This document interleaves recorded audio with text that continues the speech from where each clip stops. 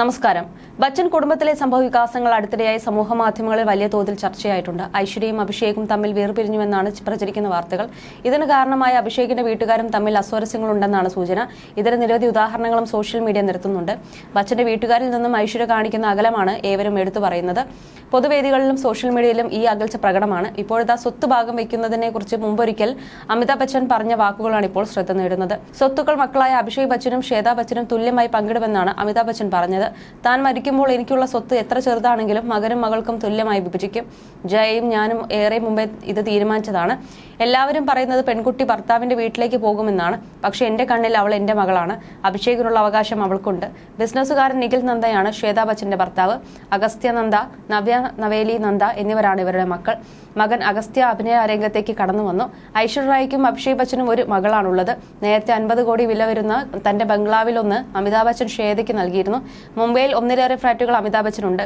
ജനുവരി മാസത്തിൽ അപ്പാർട്ട്മെന്റുകളിലൊന്ന് അമിതാഭ് ബച്ചൻ വിറ്റു. 83 കോടി രൂപയ്ക്കാണ് വിറ്റത്. 3 വർഷം മുമ്പ് 31 കോടി രൂപയ്ക്ക് വാങ്ങിയതായിരുന്നു ഈ അപ്പാർട്ട്മെന്റ്. നേരത്തെ ഈ അപ്പാർട്ട്മെന്റ് നടി കൃതി സ്നോനിന് വാടകയ്ക്ക് നൽകിയതായിരുന്നു. 10 ലക്ഷമായിരുന്നു മാസവാടക. ബച്ചൻ കുടുംബത്തിലെ എല്ലാ അംഗങ്ങളുടെയും ആസ്തി 5000 കോടിക്ക് അടുത്ത് വരുമെന്നാണ് റിപ്പോർട്ടുകൾ. 83-കാരനായ അമിതാഭ് ബച്ചൻ അഭിനയ രംഗത്ത് ഇപ്പോഴും സജീവമാണ്. ജയ ബച്ചൻ രാഷ്ട്രീയത്തിലേക്കാണ് ശ്രദ്ധ നൽകുന്നത്.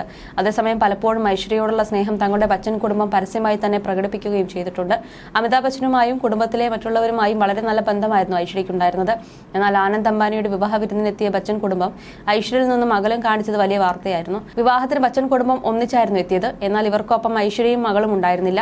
അഭിഷേക് ബച്ചൻ തന്റെ കുടുംബത്തോടൊപ്പം വന്നപ്പോൾ ഐശ്വര്യ മകളുടെ കൂടെയായിരുന്നു വന്നത്. എല്ലാവരും ചേർന്ന് ഫോട്ടോ എടുക്കുകയും ചെയ്തിരുന്നില്ല. പരസ്യമായി ഇരുവരും ഒരിക്കൽ പോലും പരസ്പരം തള്ളിപ്പറയുകയോ മോശമായി പെരുമാറുകയോ ചെയ്തിട്ടില്ലെങ്കിലും അഭിഷേകിന്റെ അമ്മ ജയ ബച്ചനുമായി ഐശ്വര്യയ്ക്ക് പ്രശ്നങ്ങൾ ഉണ്ടായിരുന്നതായി പല റിപ്പോർട്ടുകളും പറഞ്ഞിട്ടുണ്ട്. ഐശ്വര്യ തന്നോട് കുറച്ചുകൂടി ബഹുമാനം കാണിക്കണമെന്നും ജയ ബച്ചൻ പറഞ്ഞിരുന്നു. ഞാൻ കുറച്ച് ഡ്രാമാറ്റിക് ആകും. അവൾ എന്നോട് കുറച്ചുകൂടി ബഹുമാനം കാണിക്കേണ്ടി വരും. എനിക്ക് പ്രായമായില്ലേ, അത്രയേ ഉള്ളൂ. ഞങ്ങൾ ഒരുമിച്ചിരുന്ന് സംസാരിക്കുന്നത് ഇഷ്ടപ്പെടുന്നവരാണ്. ഞങ്ങൾ രണ്ടുപേരും മാത്രം. അവൾക്ക് അധികം സമയം കാണില്ല. അവൾ എന്ത് ചെയ്താലും ഞങ്ങളത് ആസ്വദിക്കും. അവളുമായി എനിക്ക് വളരെ നല്ല ബന്ധമാണുള്ളതെന്നായിരുന്നു ജയ ബച്ചൻ പറഞ്ഞത്. നേരത്തെ പുറത്തു വന്ന റിപ്പോർട്ടുകൾ പറഞ്ഞത് ജയ ബച്ചനുമായി അഭിഷേകിന്റെ സഹോദരിയുമായും ഐശ്വര്യയ്ക്ക് പ്രശ്നങ്ങൾ നിലനിന്നിരുന്നു.